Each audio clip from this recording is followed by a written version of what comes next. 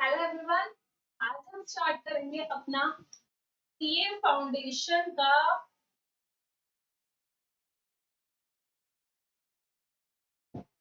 Paper number 4 part 1 business economics.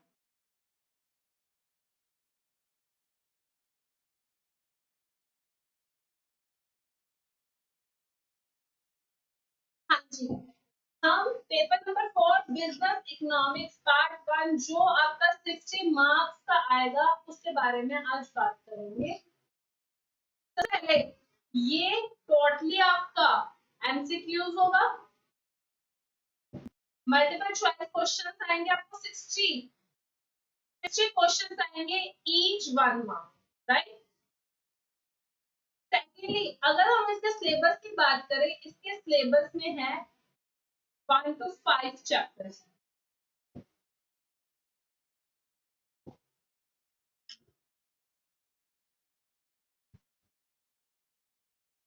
Chapter number 1 nature and scope of business economics.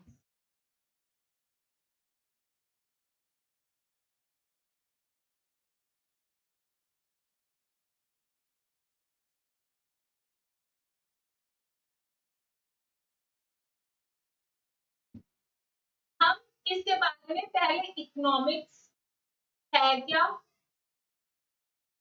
उसकी definition, meaning,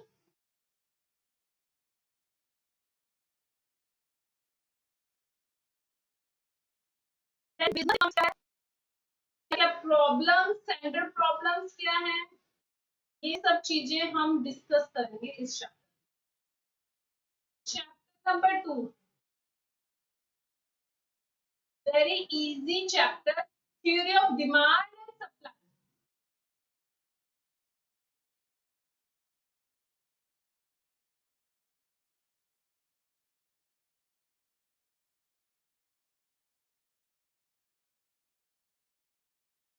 इसमें एक chapter में हम demand के बारे में पढ़ेंगे, डिमांड के types, elasticity of demand, and एक चैप्टर में हम सप्लाई के बारे में पढ़ेंगे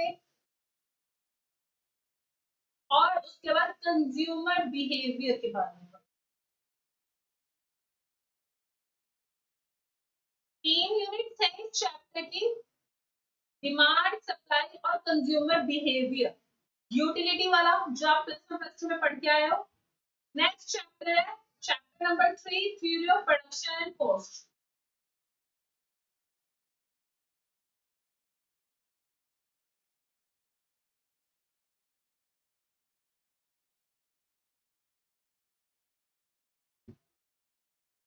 एक यूनिट प्रोडक्शन के बारे में है,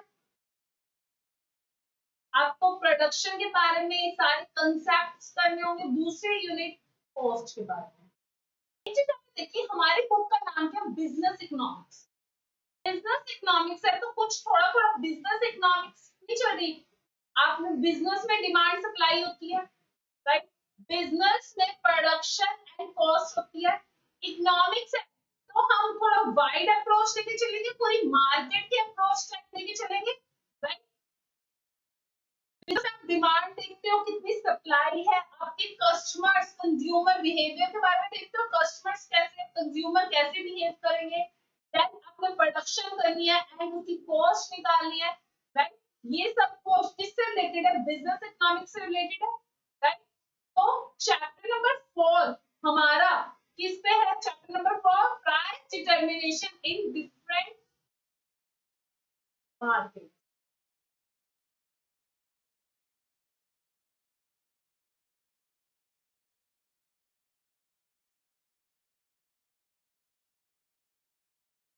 मैंने अभी कहा पूरी थोड़ी वाइड अप्रोच लेके चलिए, मार्केट्स की सिंगल फर्म की अप्रोच भी लेंगे बट कम लेंगे, मार्केट की अप्रोच ज्यादा लेंगे।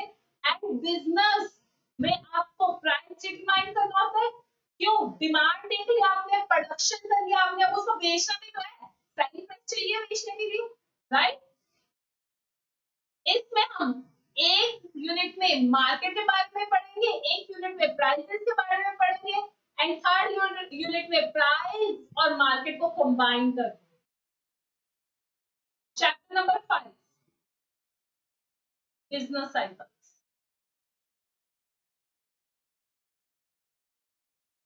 बहुत छोटा चैप्टर है, एक ही यूनिट है जो बिजनेस साइकिल्स पे है। पढ़े हुए ना आपने, इनमें हम डिस्कस करेंगे रिसेशन, कॉन्ट्रैक्शन। तो ये हमारा, मैंने आपको थोड़ी अप्रोच बता दी हमारे सिलेबस की। ये याद रखना हम बिजनेस इकोनॉमिक्स पढ़ रहे हैं, तो थोड़ा बिजनेस के पॉइंट ऑफ व्यू से चलेंगे हम लोग, राइट। एग्जाम पैटर्न हमने डिस्कस कर लिया, एमसीक्यूज आएंगे आपको।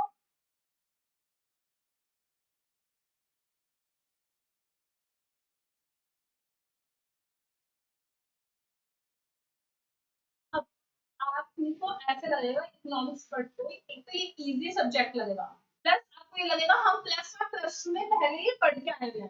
पर थोड़ा ध्यान रखना बच्चे, यही मिस्टेक खाते हैं कि हम पहले पढ़ के आए हैं, पर प्लस टू में आपने ऑब्जेक्टिव नहीं किया था, आपने सब्जेक्टिव डिटेल में पढ़ा था, उसमें आपको मैटर लिख के आना था। पर अगर मैटर में से कुछ कंफ्यूजिंग पॉइंट आपसे पूछ लेते हैं, वहां आपको कंफ्यूजन क्लियर करनी है।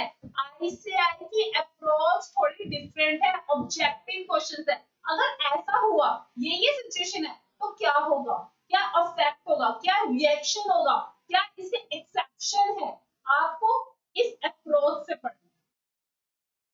कंसेप्ट किए हुए कुछ हमने, बट आपने देखा ना आपसे क्वेश्चन कैसे पूछ रहे थे, राइट। इस चीज को आपने ध्यान में देना है।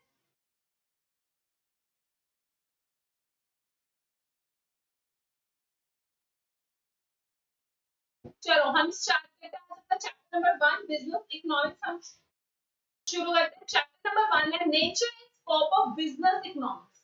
सबसे पहले हम अपने जो सब्जेक्ट है उसका ही मीनिंग, नेचर एंड स्कोप पढ़ेंगे।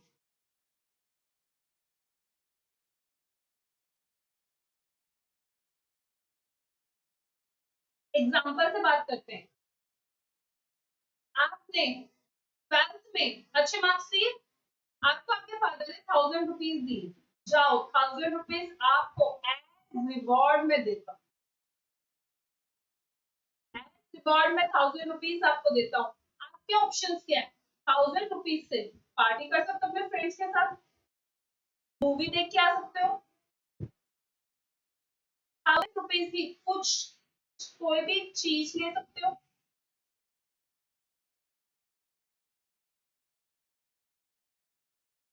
फॉर एग्जाम्पल आपने बुक ली पढ़ने के लिए बहुत अच्छी,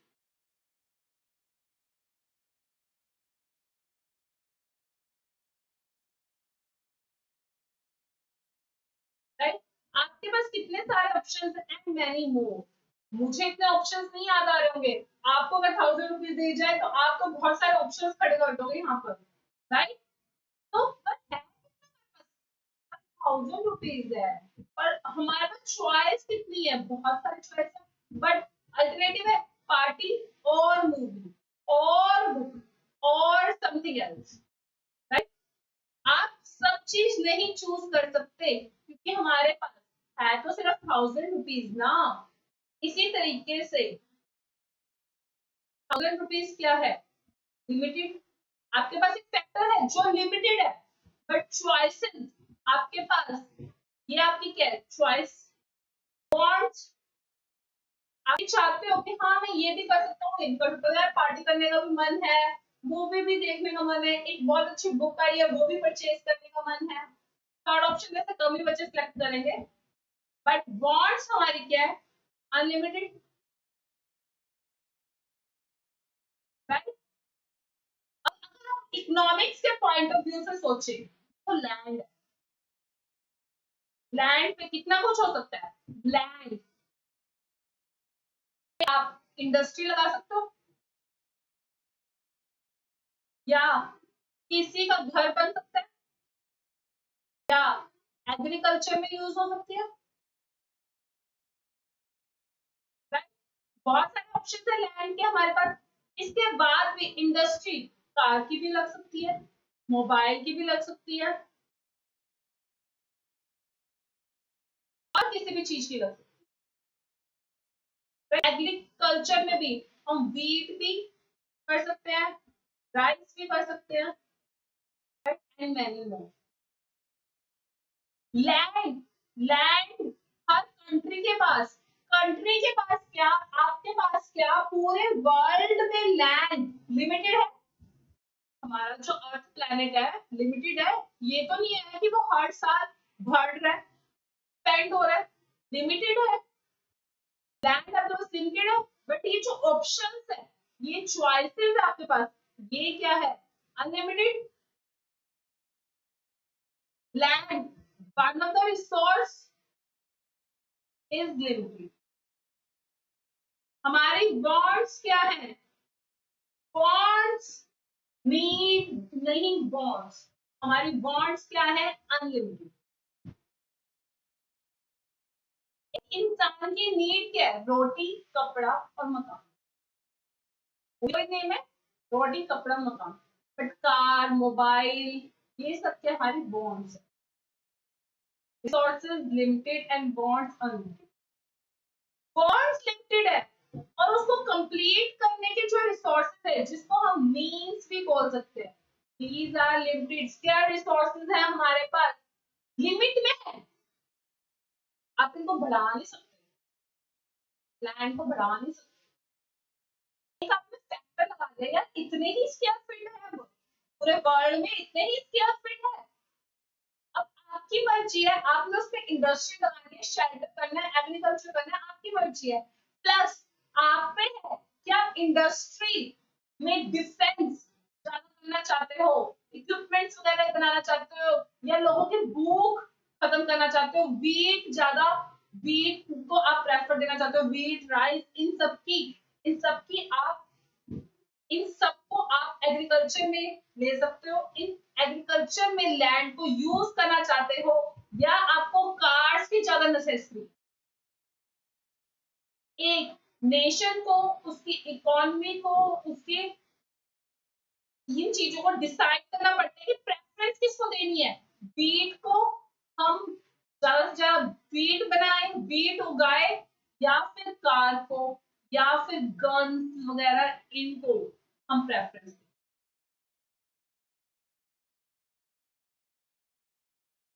Every individual,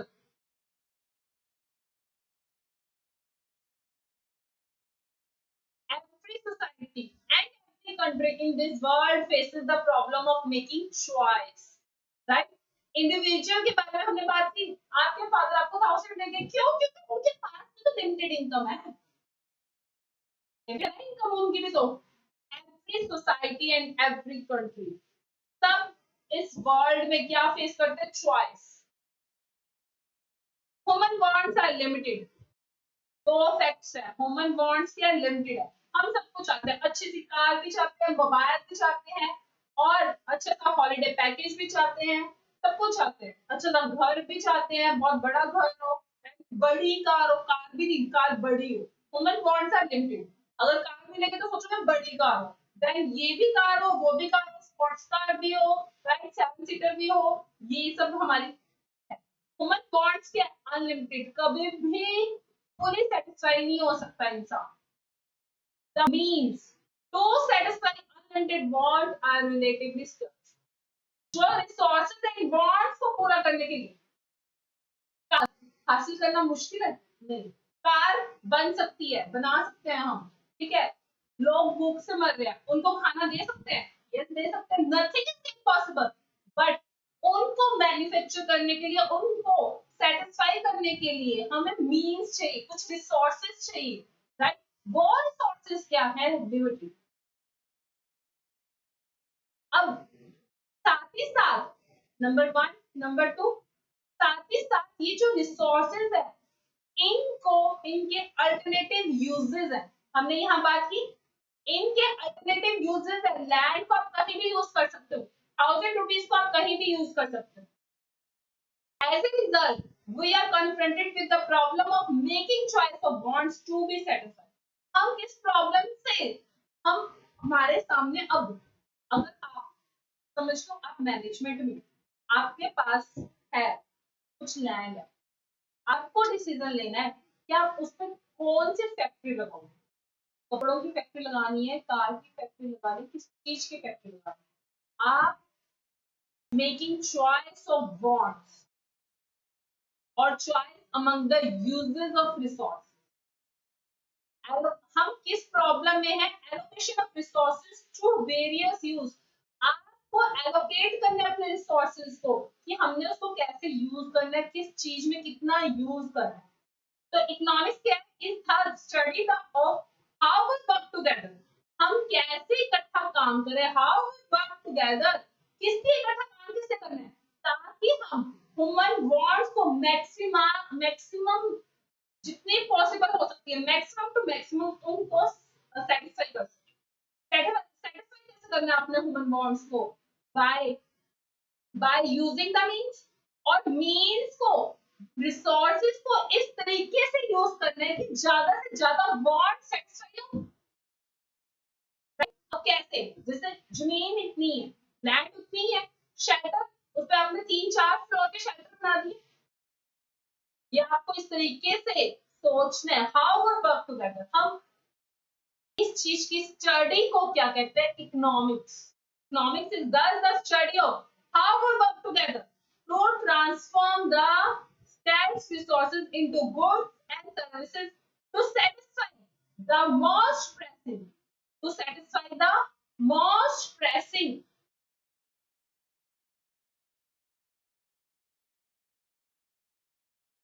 of our infinite wants, and how we distribute these goods and services among ourselves. The definition of economics is, however, is narrow, but इतना enough है नहीं, इतना enough नहीं है। आजकल मॉडर्न टाइम आ गया। मॉडर्न टाइम में क्या हुआ, जैसे मैंने आपको बताया, लैंड पे हम बहुत सारे प्लॉट्स बना सकते हैं। प्लॉट्स बनाने से बहुत सारे आप शेल्टर क्रिएट कर सकते हो। तो आपने क्या किया, आपने प्रोडक्टिविटी बढ़ा दी उस लैंड की। पहले उस लैंड पे कुछ लोग रह सकते थे, अब उससे ज्यादा लोग रह सकते हैं, क्योंकि बिल्डिंग्स पे आपने बहुत सारे प्लॉट्स बना दिए, राइट। आपने प्रोडक्टिविटी बढ़ा दी।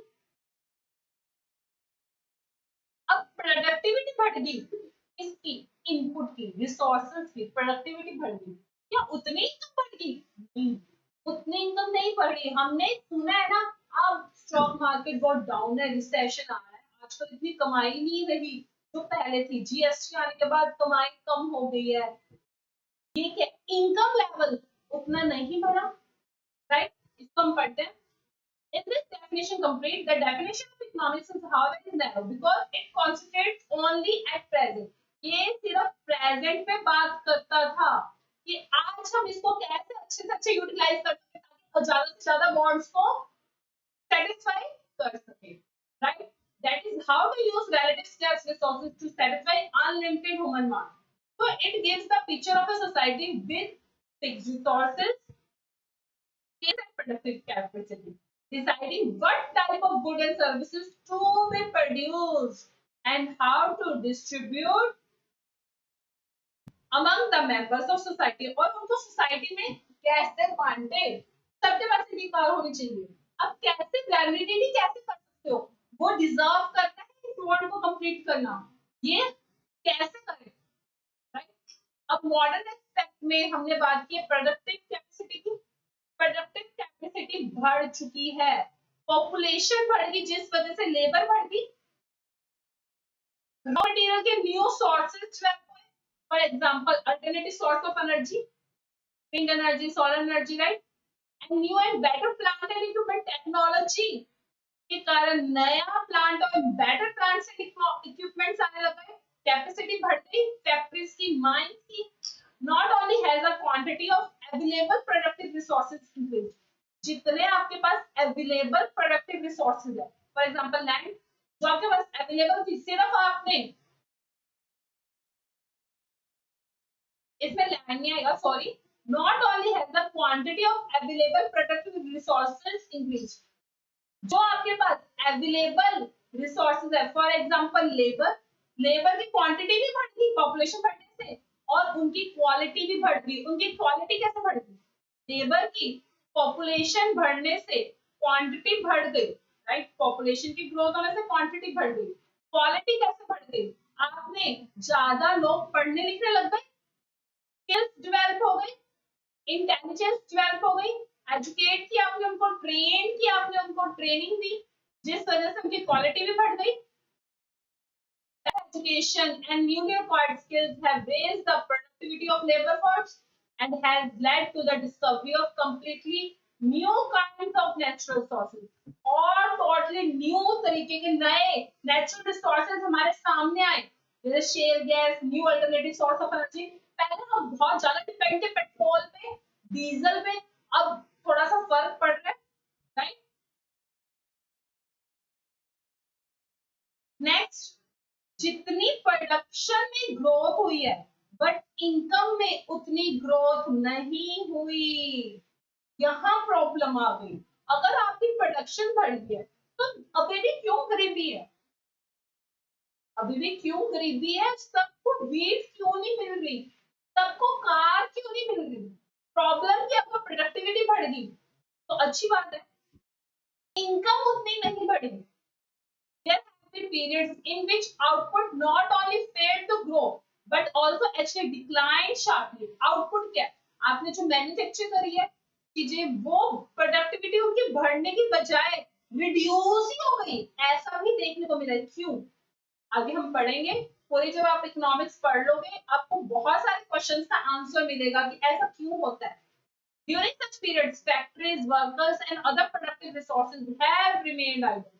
ऐसे टाइम पे आप प्रोडक्टिविटी कर सकते हो बट आपकी फैक्ट्रीज बंद है, रिसोर्सेज बंद है, आइडल है। आइडल मतलब फ्री है, due to insufficient demands. Demand ही नहीं है, जैसे कोविड में, लॉकडाउन में डिमांड ही नहीं थी, लोग खरीदना ही नहीं चाहते थे, उनको जरूरत ही नहीं थी, इनसफिशिएंट डिमांड थी, जिस वजह से फैक्ट्रीज वगैरह लॉकडाउन खुलने के बाद भी बंद थी, फैक्ट्रीज वगैरह, राइट।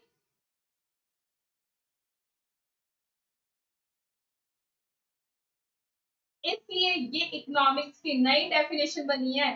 सिर्फ ये किसको, इट नॉट जस्ट, सिर्फ किसको नहीं कंसीडर करता, स्कार्स रिसोर्सेज और उसके यूटिलाइजेशन को, सिर्फ इसको कंसीडर नहीं करता, आपने अपनी प्रोडक्टिव कैपेसिटी कैसे बढ़ानी है इस चीज को भी सोचकर चलता है।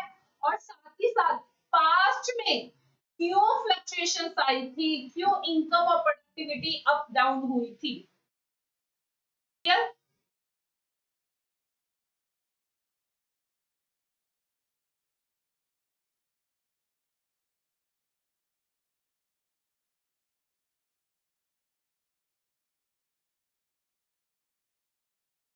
अब एक पॉइंट हमने ऊपर नहीं पढ़ा,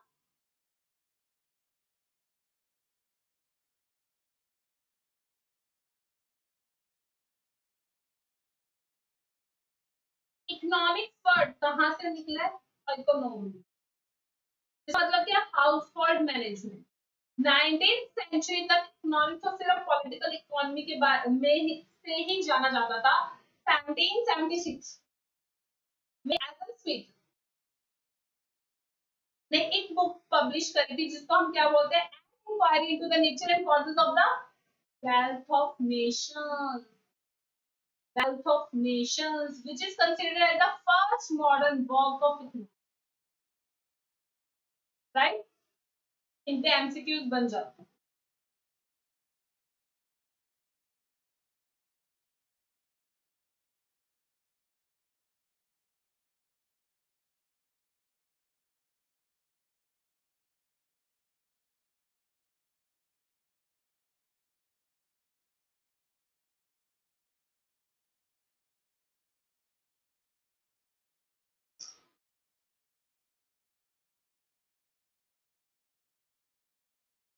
The book named important है, that's why इसको अलग से यार, wealth of nations Adam Smith ने दी थी, जो first modern work of economics है। Human beings have unlimited wants, इंसान कभी भी सेटिस्फाई नहीं हो सकता, उसकी इच्छाएं अनलिमिटेड है, एक के बाद दूसरी, दूसरी के बाद तीसरी, एंड उस वांट्स को पूरा करने के लिए जो मीन्स है, yes, ये इकोनॉमिक्स की जड़ है। इकोनॉमिक्स का यहाँ जन्म हुआ था, इस वजह से जन्म हुआ था। Bonds are unlimited, resources are limited. Clear? आज के लिए इतना ही। Thank you.